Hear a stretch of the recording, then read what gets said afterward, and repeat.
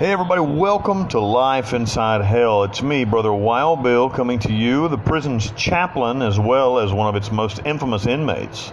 I was a killer. I was a professional killer on the outside from 2006 until 2010 when I was arrested and given a 46-year sentence for quintuple homicide. That's 5, y'all, for those of you that don't know. So, I've been in jail for 13 years, been in prison for 13 years, and I'm the prison's chaplain as well as an inmate, and I've learned a lot of wise things during that time. The School of Hard Knocks has taught me many lessons, and one of the most important lessons, if not the central foundation of my ministry here in prison, is the law of the harvest. Now, you don't have to be a Christian, you could be a Muslim, you could be an atheist, you could be anybody to enjoy and understand this because it's really a psychological and spiritual idea. The law of the harvest. The law of the harvest states simply that you reap what you sow later than you sowed, more than you sowed. So if you, for instance, let's talk about farming. This is a metaphor. So let's talk about farming, actual physical farming for a moment. A farmer takes one kernel of corn and plants it into the ground. That single kernel of corn grows up to be a stalk of corn and has 4 or 5 ears on it. Each ear, let's say, has 300 kernels of corn on each ear, and there's 5 of them. So there's 1,500 kernels of corn that come up from one single corn seed, one kernel of corn. So that's an increase of 1,500%. How did that happen? Well, it happened because the farmer planted, watered, and cared for a thing, and his result was this harvest. So in life, it translates over to what you do, and I mean everything that you do.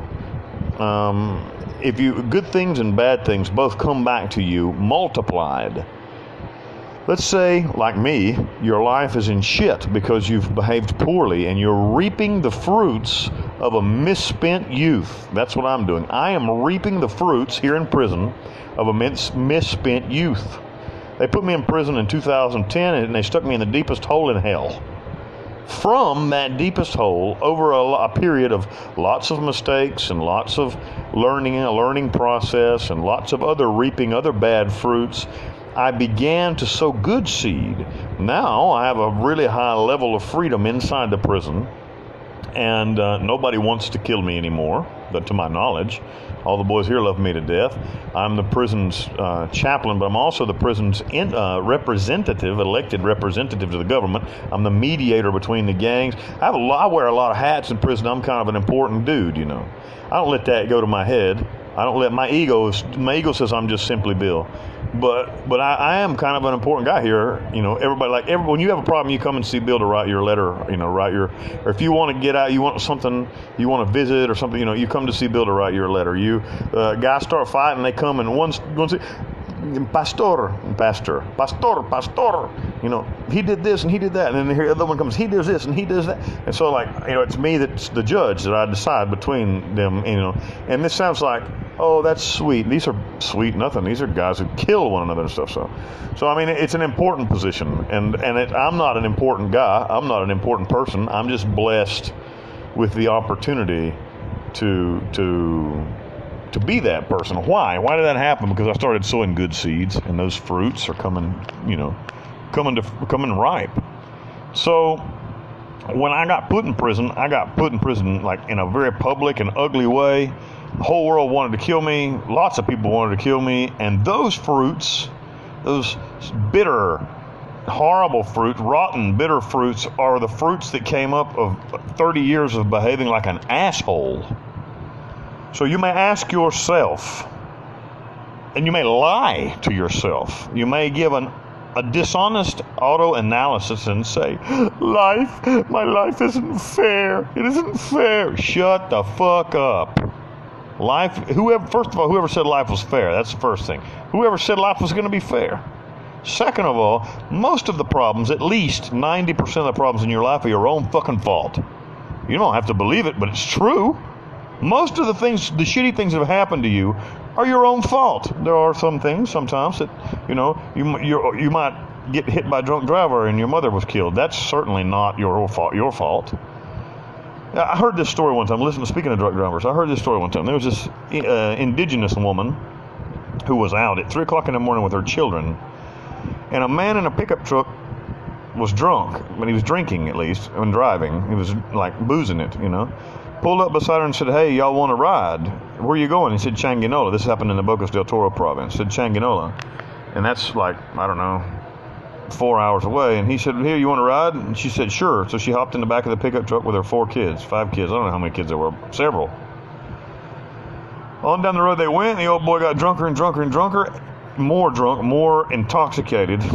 I'm a redneck, forgive me. Drunker and drunker and drunker he got. But anyway, he got more intoxicated and collided head-on with a tractor-trailer. It killed him, killed the woman, killed her children, and killed the tractor-trailer driver, and incredibly, killed the tractor-trailer driver as well. Everybody died. And I heard somebody say once, "Where's God? Why would God allow something like that to happen?" God didn't allow that to happen. That was the fruits of lots of stupidity. Let's go back. Let's rewind a minute. First of all, Billy Bob, the driver of the car, or I guess his name would be like Roberto. Billy Bob in Spanish would be Guillermo Roberto. Guillermo Roberto was driving down the road drunk. That's the first problem. Second problem is the woman decided to get in the back of the car with the kids, and the old boy hit a tractor trailer. There's 2 decisions involved there that were really poor decisions that killed all those people. The only one who wasn't guilty of anything was the fellow who's driving the tractor trailer and the kids. The kids just did what their mother said to do, and the tractor trailer driver, who knows what becomes. But at the same time, the point I'm trying to make is that the decisions that we make are the things that cause us to reap poor fruits. You might say, "I'm a nice guy," and so you walk down in the middle of, some lily white dude walks down in the middle of a Detroit ghetto, and then he comes out robbed and the shit beat out of him, and he says, "That's not fair." It's true that it's not fair that you can't walk through there, but whoever said life was fair, you got to be smart enough to know if you're that guy, you shouldn't be walking down in that area. You understand what I'm saying? I mean, you got to be intelligent enough to know that life isn't fair, and you got to make good decisions. So the majority of our problems right now, my problems, your problems, everybody's problems, the majority of them are fruits of shitty decisions that we've made. So what do we do? Bill's put in prison. He's living like a literal hell. What does Bill do to make his situation better? How's he going to get out of jail? Well, the only way he could possibly ever get out of jail is begin to plant good seeds and wait patiently, fertilizing those seeds, waiting until they come, the fruit comes ripe. Like, here's the thing.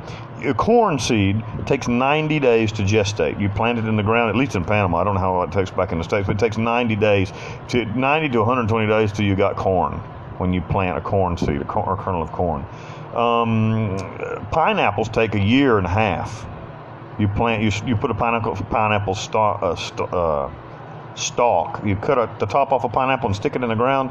It takes like a year and a half for it to begin to grow pineapples.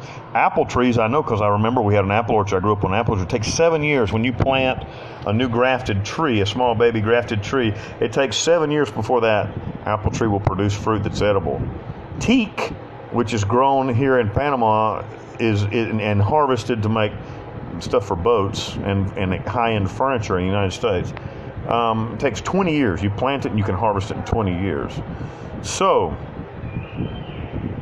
it's not one day to the next. You can't just start behaving well today and expect results tomorrow. Different fruits take different gestation periods, but they all need fertilizing and watering. I read this story. This was a story that was told by Les Brown, a motivational speaker that I really like. And Les said that there's a certain bamboo in Japan. It's an ornamental plant that you plant it and you have to water it for 7 years. I think it was 7 years. You water it and fertilize it before it begins to grow. And then when it does begin to grow, it grows 90 feet in 60 days. So the question is, does it grow 90 feet in 60 days, or does it grow 90 feet in 5 years and 60 days? And the real answer is it grows 90 feet in 5 years and 60 days. Because if you stopped watering it, stopped fertilizing it over that period of 5 to 7 years, it won't grow. It'll just die. The seeds just die in the ground. So that's life. We've got to begin to plant seeds and change the way that we act, and then sooner or later, if you stop planting bad seed today and you only plant good seed from now on, sooner or later, all of the bad fruits are going to run out. And the only thing you're going to be harvesting are good fruits, and that's where we want to be. So that's the law of the harvest. You reap what you sow, more than you sowed, later than you sowed it. I'm Brother Wild Bill, pastor of the church in hell. I hope you enjoyed this message. If you did, please like, subscribe, and comment. It helps. If you know somebody that could listen, don't share my shit on Facebook, because that don't work. Nobody listens to nothing on Facebook.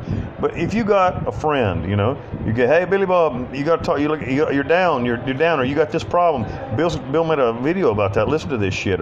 Or hey, Sally Jane, you're sad. You're not. Or some, I don't know. Whatever. Bill's got one for you. Listen to this. That's the kind of thing we want. I need ambassadors going out there. If you want to talk to me in person, or not in person, I'm in prison, but if you want to talk to me directly, that's better said, you can pull down the description box, and there's an Instagram and a Facebook link there. If you want to know more about me, there's a Wikipedia link there. You can read about me, about my life, just briefly. Or if you want to get more in depth and learn more about my philosophy, there's a link there to a book I wrote called Long Live the King Wild Bill. It's available in paperback, and it's a really action-packed book. There's philosophy in it, but it's also about my attempts to evade capture and my first year in prison, my misadventures in Panama Justice. So anyway, thanks guys for listening. I hope to catch you guys on the other side. These are the episodes for the week. I think there's 5 of them out this week. Next week, we're going to be dealing with relationships.